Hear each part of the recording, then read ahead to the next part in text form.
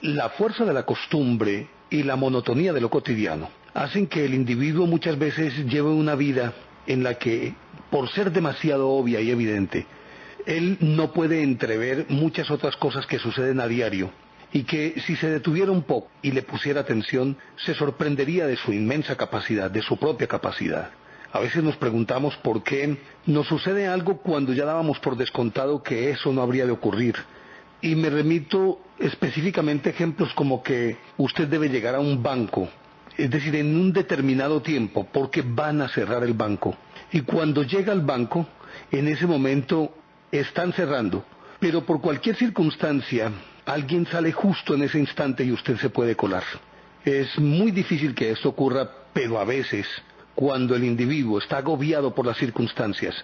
y necesita prioritariamente entrar y desea vehementemente entrar, algo sucede y esas puertas se abren. Sin embargo, para él no es otra cosa que buena suerte. Tuve buena suerte, o simplemente fue una coincidencia. Y por no detenernos en las coincidencias, nos perdemos lo mejor de la vida, porque justamente el vértigo y la velocidad que nos impone una sociedad que anda a una altísima velocidad, no nos damos cuenta de esas pequeñas cosas que hacen que el individuo, si parase en esa febrilidad y mirara con más detención, encontraría que son maravillosas. Y lógicamente que aquí también incide el hecho de que nuestro mundo es demasiado pragmático, e imbuidos precisamente por ese pragmatismo, nada o se pretende que todo tiene una explicación, y esas explicaciones vienen desde lo físico, desde las leyes naturales,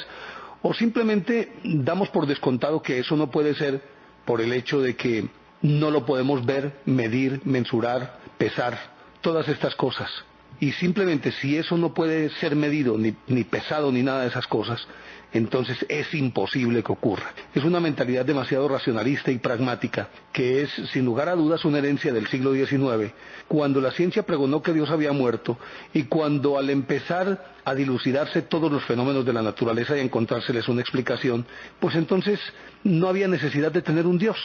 No había necesidad de tener algo trascendente que a la hora de la verdad nos asombrara y nos hiciera vibrar, y pues obviamente que también nos produjera un poco de miedo. Es decir, el verdadero miedo es producido por aquello que nos es desconocido, por aquello que no podemos explicar. Y por eso la vida del hombre se ha vuelto tan supremamente predecible y tan mecanizada, que uno puede vivir en un determinado sitio y hacer un recorrido cotidiano, recurrente, hacia el trabajo, y pasar por los mismos sitios, y a fuerza de verlos deja de verlos. Es decir, de pronto uno sabe que va por una avenida sombreada por unos árboles bellísimos,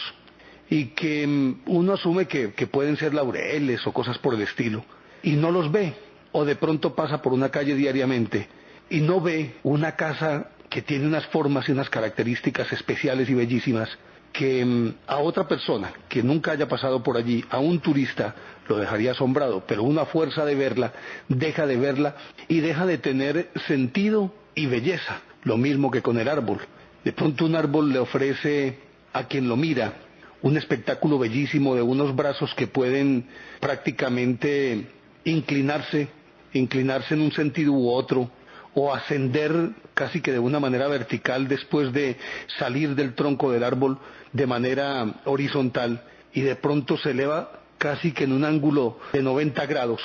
se eleva, y uno dice, pero bueno, este árbol yo nunca lo había visto. Como esa casa a la que estoy aludiendo, que a lo mejor uno a fuerza de pasar dejó de verla, y de pronto un día cualquiera de manera desprevenida comienza a observarla y encuentra que dice, pero bueno, por favor, ¿yo por qué no había visto esto tan hermoso? Y es que precisamente esa velocidad con la que vive el hombre es la que le impide que él se haga consciente de sí mismo, y se haga consciente de lo que le rodea, y consciente además de todos los milagros que diariamente le ocurren, o de aquellas cosas que deja de ver a fuerza de ser vistas, y aquellas que pasa inadvertidas a pesar de que ellas en sí mismas tienen tanto atractivo que llamarían la atención de cualquiera. Y así como sucede en la vida cotidiana, sucede también en el subconsciente del individuo, y tal vez muchas cosas le suceden, como a todos los seres humanos, pero resulta que no caemos en la cuenta de lo que nos ocurre, simplemente porque todo lo asumimos como que es algo normal y cotidiano, y dejamos de verle ese lado asombroso que es, a la hora de la verdad, el que nos hace diferentes de las demás especies. La capacidad de asombro, a fuerza de tener la destreza para observar, para palpar y para discernir sobre la belleza y tener un concepto de estética que difícilmente lo puede tener cualquier especie, y que esa estética está en los ojos del que mira, no en el objeto mismo, sino en los ojos del que mira. Y lo que hoy nos puede parecer bellísimo, mañana nos puede parecer muy feo y viceversa. Lo que algo nos pareció ayer muy feo, hoy nos puede parecer bellísimo. En eso difiere mucho la sociedad occidental de la sociedad oriental, porque las sociedades orientales, enseñadas a un ritmo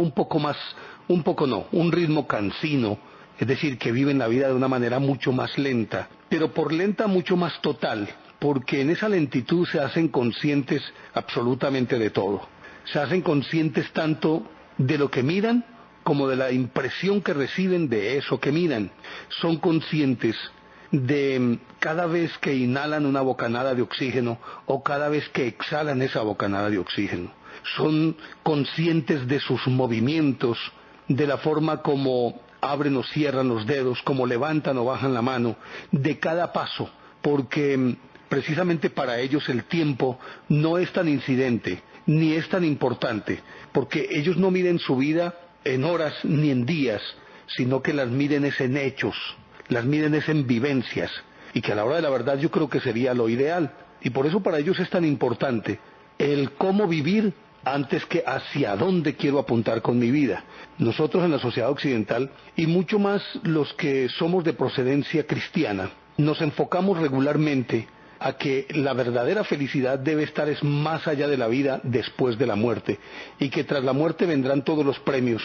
a que uno se haga acreedor, mientras que los orientales piensan muy poquito en esa trascendencia del más allá y se enfrascan mucho más en el más acá, en el qué hacer, cómo vivir y cómo actuar. Y yo creo que esa es la gran diferencia. Y por eso es que ellos tienen esa capacidad y esa perspicacia para percibir todo lo que sucede alrededor, incluidos olores, sabores, imágenes, texturas, paisajes. Todo esto para ellos es importante, mientras que nosotros comemos a una velocidad altísima. A nosotros nos ponen el almuerzo enfrente y tenemos que despachar ese almuerzo en cuestión de pocos minutos, porque rápidamente tenemos que levantarnos para retomar nuestras actividades. O cuando nos vamos a tomar algo, ni siquiera nos damos la posibilidad de saborear lo que nos estamos tomando y sentir cómo ese líquido baja por nuestra garganta, gota a gota, mientras que para ellos sí. Y entonces, a partir de esa concepción de la vida y de esa capacidad para observar que ellos poseen, para sentir, para escuchar, para oler y para saborear, es porque la vida se les convierte en un milagro. Todo lo que acontece es extraordinario. Nada es cotidiano, sino que todo es extraordinario. Y como decíamos,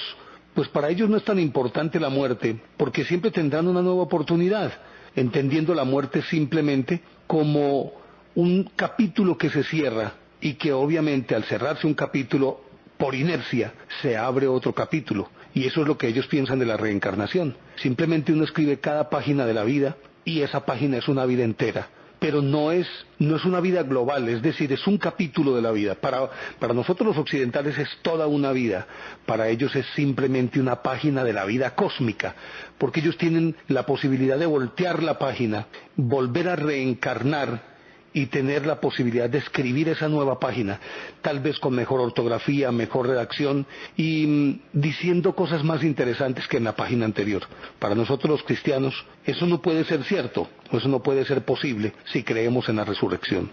Y lógicamente que ambas posturas, frente a la reencarnación o frente a la resurrección, ambas posturas están mediatizadas eminentemente por la fe.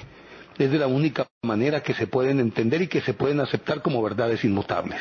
Pero aparte de la resurrección de Jesús, de la que existen los testimonios de los apóstoles, no hay ningún otro acerto histórico, sino que es a partir de la fe que se cree o no se cree. Mientras que en la reencarnación puede ser un hecho inducido, o puede ser algo vivido, puede ser algo de oídas, pero siempre hay una historia que corrobora que la teoría de la reencarnación no solamente es posible, sino que es un hecho para ellos. Y lo digo desde la perspectiva del oriental.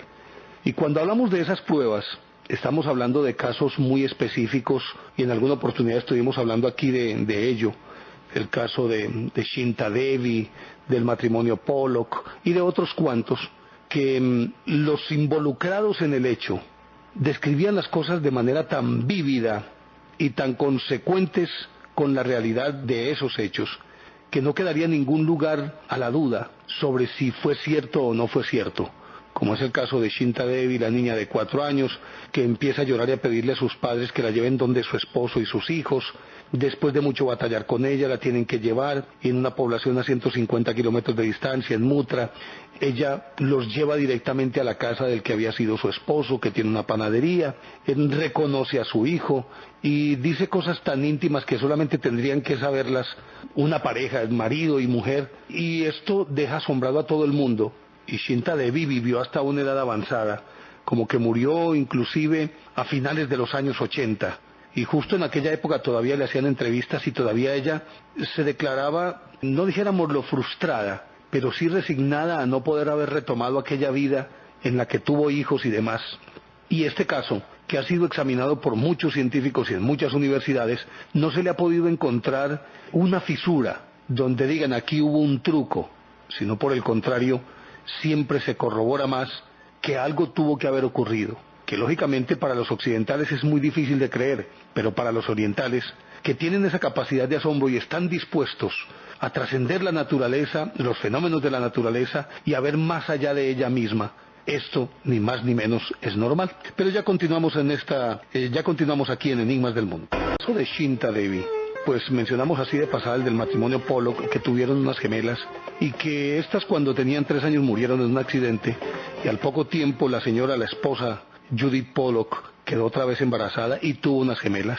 Y las gemelas tenían marcas en el cuerpo que eran consecuentes con las que poseían las niñas muertas, es decir, un lunar. Una de ellas tenía lo que parecía una cicatriz que le cruzaba la cara y que esa cicatriz en la cara de la hermanita muerta era ni más ni menos el golpe que había recibido del carro que las atropelló. Y en esta niña que nació se veía esa cicatriz. Y para no alargar como mucho el asunto, ellas se hicieron conscientes de lo que había ocurrido con sus hermanitas, después de que su padre se puso un abrigo viejo para pintar la casa, y una de ellas dijo, ese era el abrigo que llevaba mamá el día que tuvimos el accidente, y que también este caso pues ha sido suficientemente analizado y tampoco le han encontrado ningún truco, y mucho más porque estas niñas apenas tenían 3 años y la única noticia que tenían acerca de sus hermanitas era que habían muerto, que habían tenido unas hermanitas que habían muerto, pero nada más, porque pues entrar a explicarle a una niña de 3 años todo lo que ha ocurrido, pues lógicamente que implicaría todo un proceso para que la niña pudiera entender y que quien lo cuenta pudiera hacerlo de una manera que no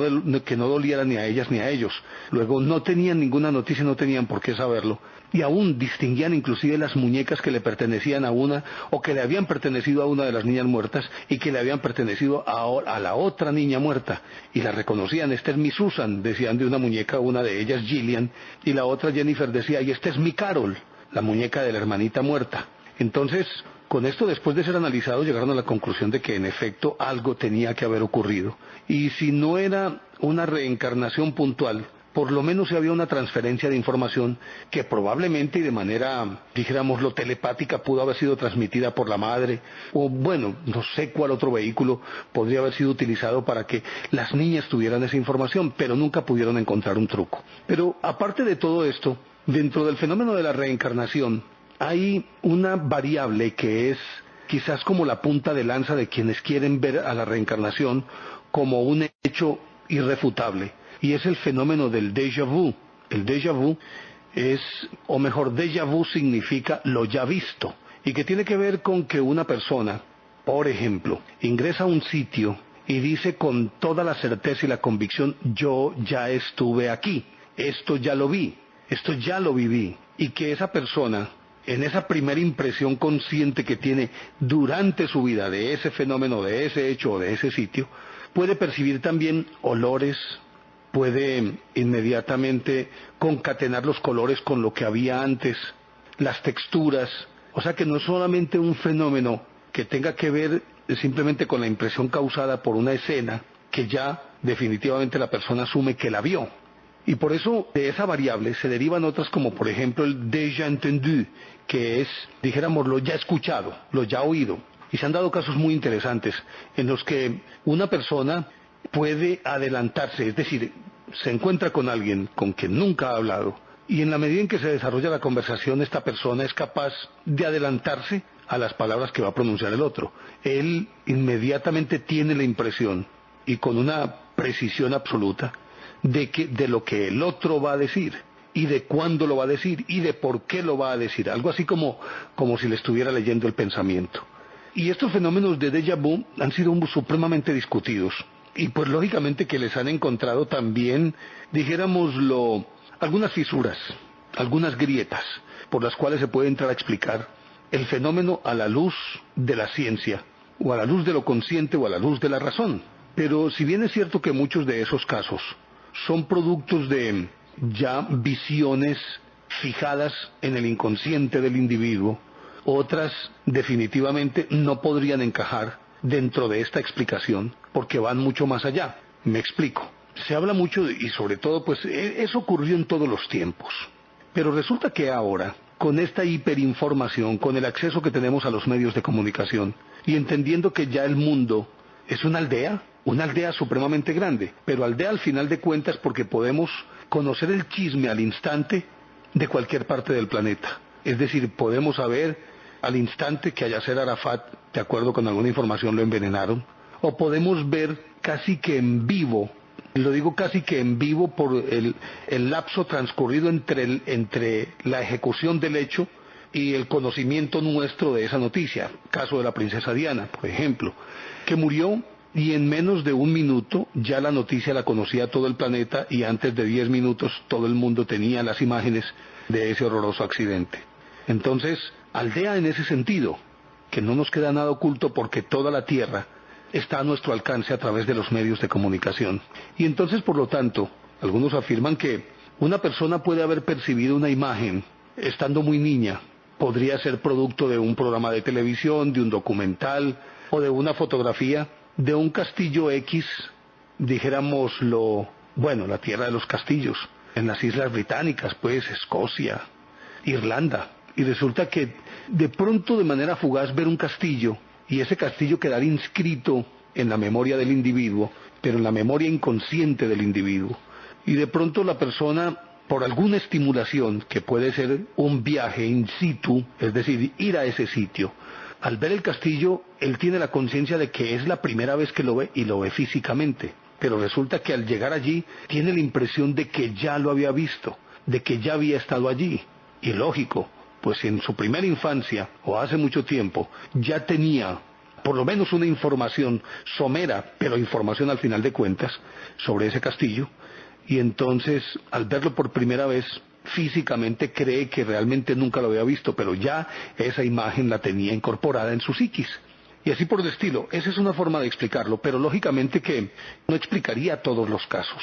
porque no es solamente la percepción que se tiene de primera mano, la impresión una vez que se ve, sino también lo que hay alrededor, porque se han dado otros casos de alguien que en efecto ve esto y dice, yo ya estuve aquí, pero va mucho más allá, porque puede llegar inclusive a decir, en este castillo, en tal parte,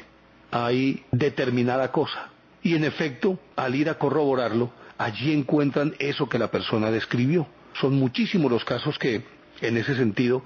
se han conocido y se han analizado. Y por lo tanto, tiene su más y tiene su menos. Y tiene argumentos para descalificarlo, pero también tiene argumentos en su favor para refrendarlo, para corroborarlo como un fenómeno asociado con la reencarnación, el déjà vu. Y yo creo que a todos alguna vez nos ha ocurrido, teniendo la certeza de que, por ejemplo, no conocemos a Bogotá, y que cuando llegamos allí por primera vez al pasar por una calle X, sentimos en lo más profundo que eso ya lo había hecho yo, ya había pasado por allí, ya había estado allí. Y se puede explicar a través de una información previa almacenada en la psiquis del individuo. No menos cierto es que hay gente que con certeza ni siquiera en una lámina o ninguna información ha tenido de algo, y sin embargo siente esa misma sensación de familiaridad frente a un sitio, a un edificio, o frente a una persona también. Porque se da el caso también del déjà vu, que es el que tiene que ver con que al conocer a alguien, uno o los dos que se conocen, que en ese momento se están conociendo, dicen, yo ya he estado contigo, yo ya he hablado contigo. Y a fuerza de hacerlo, empiezan a descubrir no solamente que existen afinidades entre ellos, sino que además de afinidades, hay inclusive la posibilidad de que los dos, sin necesidad de hablar, estén de acuerdo, o simplemente no tanto estar de acuerdo, sino que tengan la certeza de que eso que están diciendo y lo que el otro está respondiendo ya había ocurrido antes. Y pueden ser dos personas adultas que con absoluta certeza jamás se habían visto. Pero hay muchísimos casos de estos,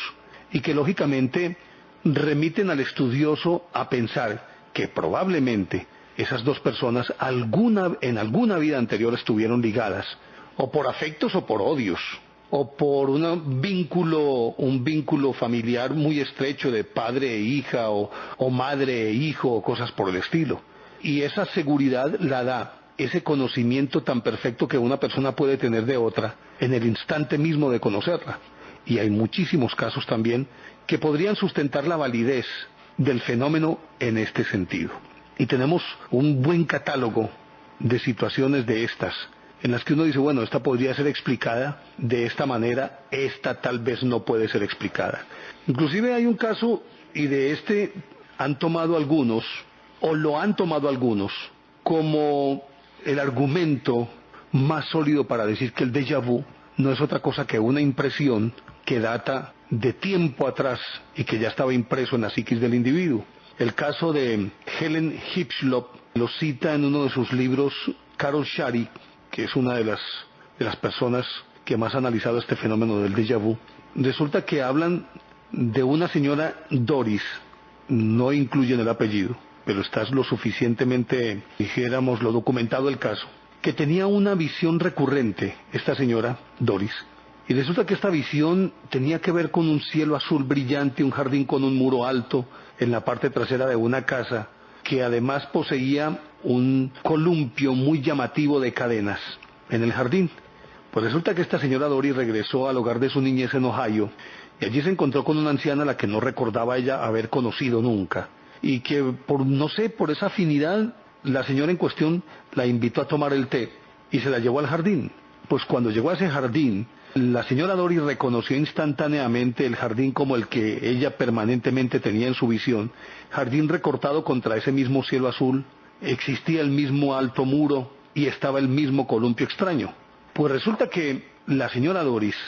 siendo muy pequeña, una bebita, la llevaban a la casa de esta anciana, que era una mujer evidentemente mucho más joven, y por eso tal vez no pudo reconocerla en el momento en que se la volvieron a presentar. Cuando tenía 2 o 3 años, la llevaban allí y pasaba ratos jugando en esa casa y específicamente en ese jardín. Y luego pues ella había olvidado con el transcurso del tiempo todo esto, ambas mujeres se habían olvidado la una de la otra. Pero cuando se reencontraron, es decir, y después vienen todas estas visiones,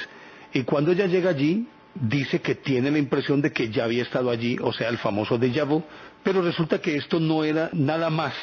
que la recuperación de un recuerdo que había estado en un anaquel de la memoria olvidado y que afloraba de tanto en tanto en medio del sueño. Y era una impresión grata que le había causado y que quedaba fijada a la memoria, pero que conscientemente no lo tenía. Y entonces muchos estudiosos dicen, vea, ahí puede explicar todos los casos de déjà vu, pero tampoco se puede ser tan simplista en el análisis de un fenómeno como estos. Pero ya seguimos hablando de esta historia aquí en Enigmas del Mundo. Y como el anterior, algunas otras expresiones del déjà vu podrían explicarse a la luz de acontecimientos parecidos al que hemos narrado, pero hay otros que son muy aleccionadores y que definitivamente deberían ser objeto de un análisis un poco más profundo, o mucho más profundo, para corroborar que en efecto, si son manifestaciones de déjà vu, este fenómeno que está asociado de manera inextricable con la reencarnación. Y vamos a mencionar algunos de estos casos que nos parecen bien interesantes. Obviamente ustedes podrán sacar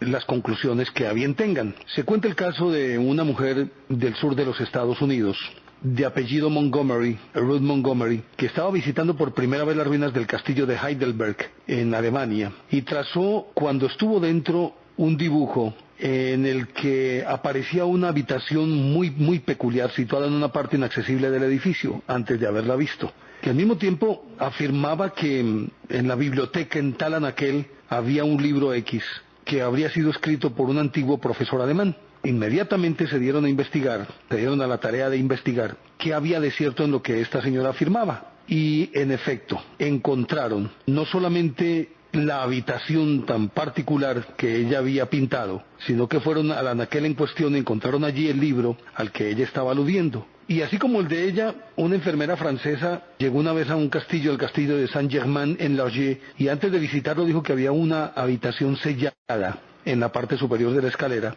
Y la existencia de esta no solamente fue documentada a partir de algunos planos que reposaban en el municipio, planos antiquísimos, sino que, obviamente, cuando ella aludió a esto, el sitio en cuestión en donde supuestamente debía estar la habitación era simplemente una pared. Pero una vez que corroboraron los documentos y fueron al sitio en cuestión, encontraron que donde ella lo había dicho, allí existía la habitación que había descrito anteriormente. Y este otro caso, protagonizado por Weatherhead y que he registrado en un libro por Reynolds Johnson, cuenta que esta señora, Leslie Weatherhead, sentía que conocía a una persona que era supuestamente el ideal, su hombre ideal para casarse, y había soñado con él muchísimas veces. Y a pesar de que tuvo bastantes pretendientes, ella confió tosudamente en su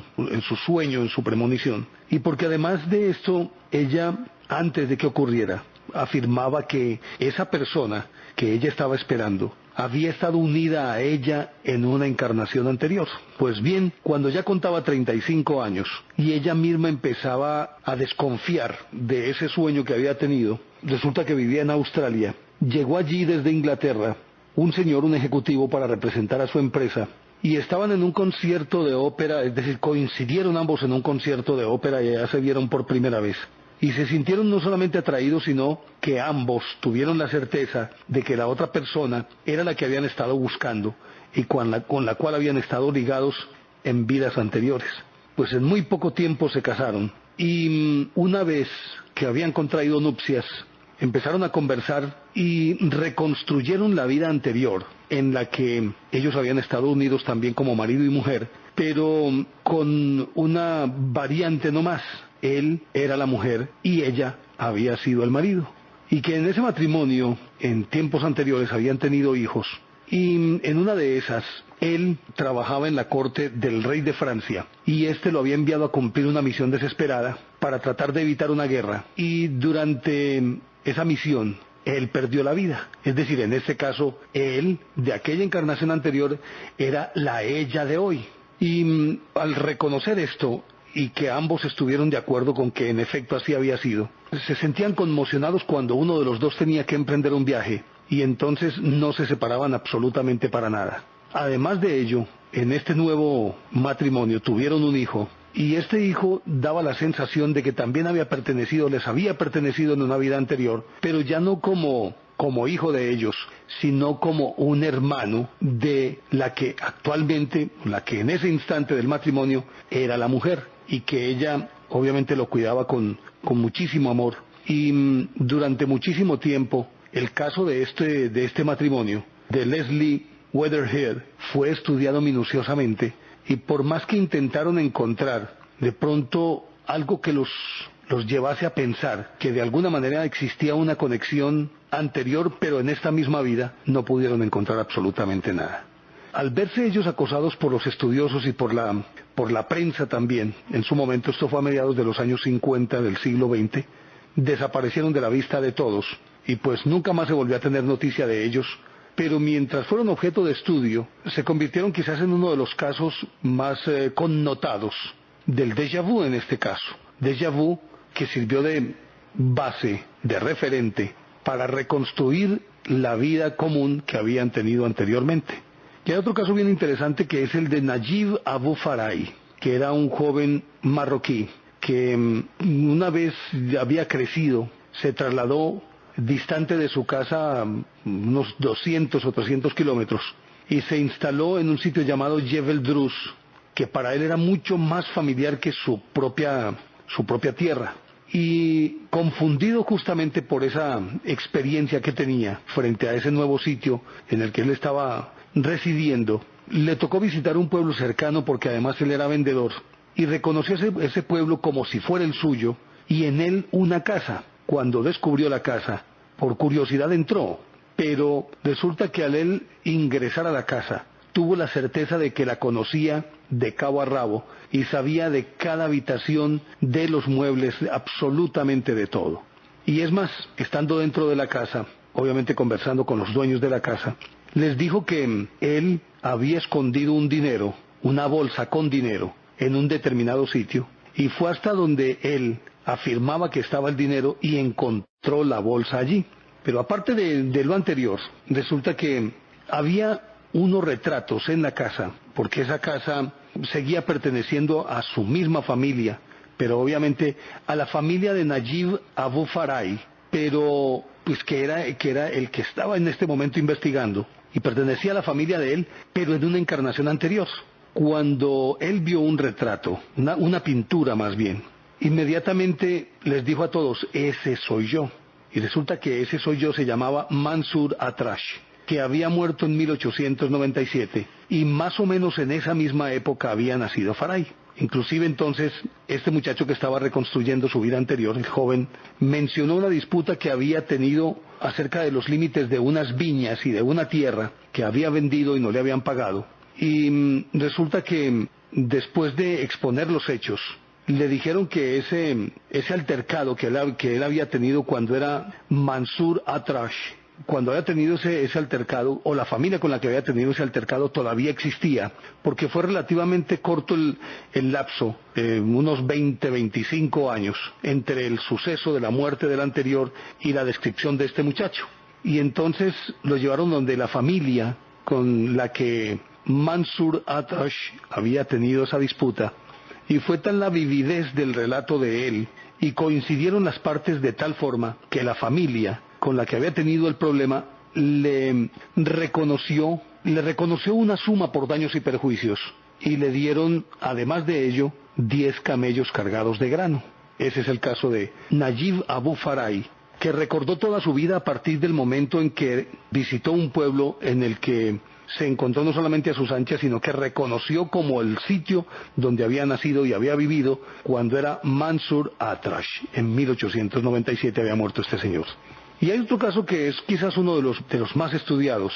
porque es el mismo individuo que está involucrado en varios hechos. Pero vamos a contarlo más bien. Hermann Grundy, un hombre de negocios alemán, había nacido en 1887 y visitó a Italia en varias oportunidades entre 1924 y 1935, y allí tuvo varias experiencias de déjà vu en las zonas antiguas de varias ciudades italianas, 8 en total. Las escenas vistas le recordaron a un monje alto, delgado, ascético, y de acuerdo con esa reconstrucción que él iba haciendo, resulta que a este monje se le confiaban misiones diplomáticas entre las cortes, y recordó que ese monje era él y había vivido entre los siglos XV y XVI y había muerto de tisis a los 45 años. Pero parece que este señor Grundy era un ser muy especial porque recordaba pues muchos otros hechos. En el caso de este monje que afirmaba él, en él había estado, es decir, había vivido como ese monje entre los siglos XIV y XV. Pues cuando fueron a corroborar, encontraron que ese monje en efecto había existido, y él, al ver en los grabados de un libro de la época, reconoció que justamente ese era el monje al que él aludía y por lo tanto era él. Decíamos que estuvo en Constantinopla y estando allí visitó una iglesia muy famosa y se vio allí en esa iglesia sentado en la silla episcopal como obispo titular de la ciudad, y por esa época tenía 40 o 50 años de edad, a la que está aludiendo pues, y que estos hechos habrían correspondido, o esta vida habría correspondido al siglo IV o V. Inclusive se describía como pequeño, robusto, cabeza redonda, y llevaba ropajes que él mismo dibujó. Me vestía de esta y esta manera. Y cuando fueron a buscar en los anaqueles de la época, encontraron una pintura que correspondía justamente a ese obispo al que él estaba aludiendo y que decía era también su encarnación. Pero ya seguimos hablando de esta historia aquí en Enigmas del Mundo. El señor Grundy le pasaron otras experiencias de déjà vu que lo convirtieron en una celebridad, pues por todas estas cosas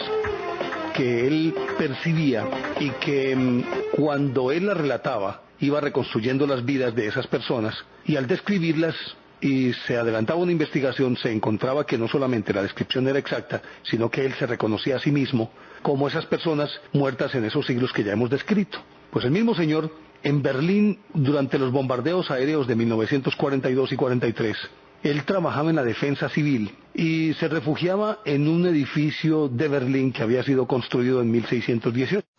Y todavía ese edificio estaba pues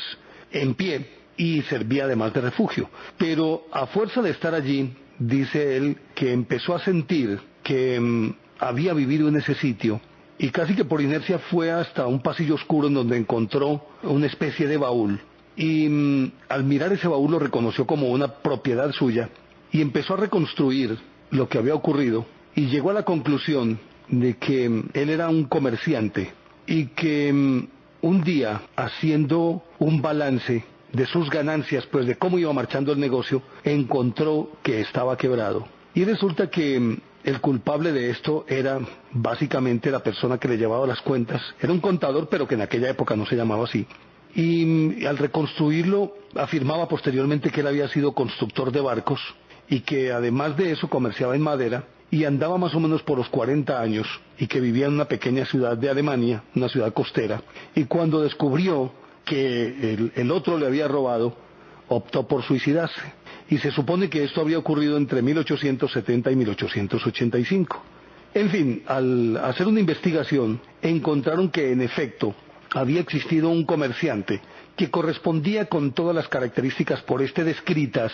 y que había muerto en las circunstancias que él afirmaba y por la causa que él también señalaba como la culpable de su situación, es decir, la quiebra. A él lo investigaron varios científicos y siempre llegaron a la conclusión de que él no podría haber tenido acceso a ninguna de estas informaciones con antelación, y por lo tanto estos casos de déjà vu que él vivía, estas experiencias de déjà vu, eran legítimas y auténticas. Grundy murió finalizando los años 50, por allá en 1958, y murió después de una penosa enfermedad en la que también todas estas experiencias se le acumularon, y llegó a recordar hasta 4 y 5 vidas anteriores. Y según decían los científicos que lo investigaban, probablemente ya en las postrimerías de su vida, a lo mejor, es decir, lo que nosotros llamamos deshacer los pasos, le permitió reconstruir varias vidas más, aparte de las que ya hemos mencionado, e involucradas estas también, y de una manera tan vívida y tan puntual, que definitivamente no dejaban lugar a duda en que en efecto él había sido protagonista de esto, y por lo tanto lo asumían como un ser superdotado en este sentido. Y podríamos seguir mencionando muchos otros casos. Por ejemplo, el caso de un muchacho llamado David, y esta historia la cuenta un escritor supremamente famoso. Y resulta que la señora le contaba al autor que su hijo David, en la primera visita, ella era italiana, por extensión pues obviamente su hijo, y en la primera visita que hizo con su hijo a las excavaciones de Pompeya, cuando el muchacho iba llegando, vieron un muchacho adolescente, andaba por los 14 o 15 años, empezó a temblar y a llorar, sin saber por qué. Y entonces le pregunta a la mamá, dijo, no, es que yo estuve aquí, yo ya estuve aquí, y me tocó vivir una catástrofe, y describió con pelos y señales la erupción del volcán de Pompeya, algo que ocurrió en el año 64 después de Cristo. En el año 71 después de Cristo, el 24 de agosto del año 71 después de Cristo. Inclusive llevó a su madre hasta un sitio, después de que él logró como recuperarse un poco, llevó a su madre hasta un sitio en el que señalaba lo que evidentemente era un baño romano, bordeado de baldosas, y en las que él, antes de ingresar, dijo que allí estaban todos los signos del zodíaco, y en efecto llegaron allí y encontraron todos los signos del zodíaco allí pintados. Y él fue explicando el significado de las baldosas en relación con los antiguos propietarios que inscribían en las baldosas parte de la historia de la familia. Y resulta que en ese instante, al estar reconstruyendo toda esta visión, recordó que él se llamaba Marcus y se puso a llorar y de pronto se puso histérico y le decía: mamá, mamá, sácame de aquí, sácame de aquí, sácame de aquí, y tuvieron que llevárselo rapidito. Y en otra ocasión, visitando unas cuevas en el sitio de Garnsat, en Francia, que habían sido utilizadas como dijéramoslo, prisiones transitorias para los soldados franceses, él dijo que en esa cueva, en una parte especial, que esa cueva pues la habían reconstruido de tal manera que fuera habitable, y en una de las paredes de la cueva el muchacho dijo que allí un soldado joven había sido emparedado. Las autoridades dijeron que esa cueva, imposible, que allí pudiera haber algo de esto, pero resulta que derribaron los muros y descubrieron una puerta tapiada y detrás de ella un esqueleto tendido en el suelo. Y aparte de eso, él dijo el nombre del soldado, y al ir a corroborar con los archivos, encontraron que existía ese nombre mencionado por este muchacho. En otra oportunidad, él, contando 14 años, lo llevó la mamá al Museo Británico, y allá vio un sarcófago bajo el cual, según dijo él, deberían estar pintadas 3 iniciales en pintura blanca. Y cuando le pidieron que las dibujara, él las trazó, y se correspondían con 3 aves egipcias, que a su vez representaban en forma de jeroglíficos una narración de más o menos 2000 años antes de Cristo. Levantaron el sarcófago y en efecto, tal cual él lo había escrito, ahí estaban esas 3 iniciales en pintura blanca. Pues él describió que él había sido inspector o capataz pues de los trabajadores, de los trabajadores que habían construido esa tumba 2000 años antes de Cristo. Y salió obviamente muy traumatizado. El muchacho entonces tuvo 3 experiencias de déjà vu en 3 aparentes encarnaciones diferentes. Pero lógicamente que esto se presta para muchas discusiones, y cuando se trata de explicar realmente de qué se trata, algunos científicos afirman que pueden pertenecer a varios fenómenos descritos, por ejemplo uno como la criptomnesia, que es el reconocimiento del escenario de las circunstancias, y que estos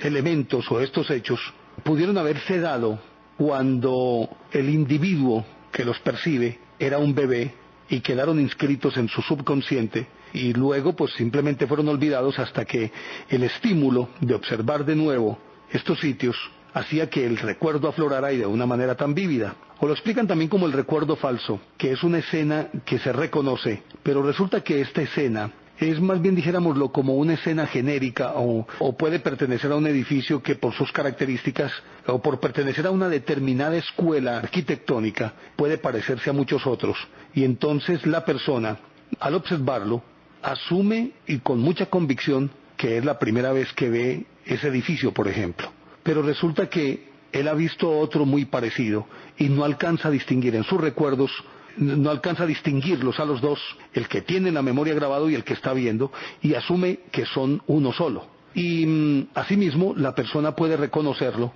pero todo procede de una impresión anterior. Y hay algunas explicaciones fisiológicas. Una de ellas es el que, como tenemos 2 hemisferios cerebrales, pues resulta que los 2 hemisferios registran la misma imagen, y en uno de ellos, es decir, en la mente del individuo aparece como una sola imagen, pero está registrado en 2 formas, en los 2 hemisferios cerebrales. Y probablemente al observarlo, uno de los 2 cerebros puede recibir la imagen antes que el otro. Y por eso el individuo tiene la impresión de que eso que está viendo ya lo vio, pero resulta que solamente media entre la visualización de una y otra escena por parte de los 2 hemisferios,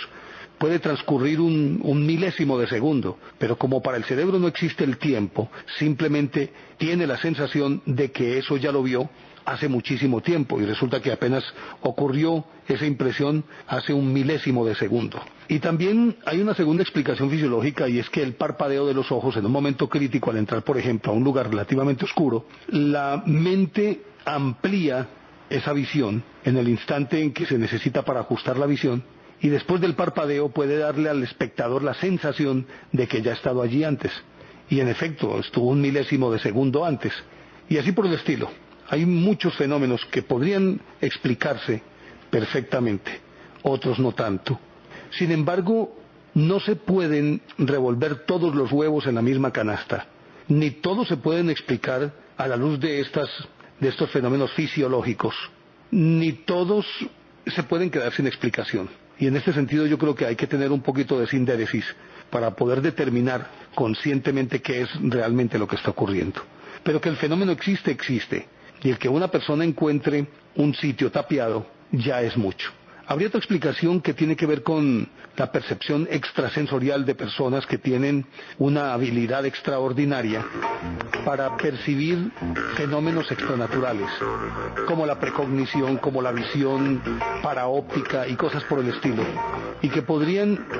a él conscientemente darle la sensación de que apenas lo está descubriendo, pero resulta que eso ya simplemente a través de una transmisión paraóptica o telepática o de percepción extrasensorial, él ya sabe que está ocurriendo.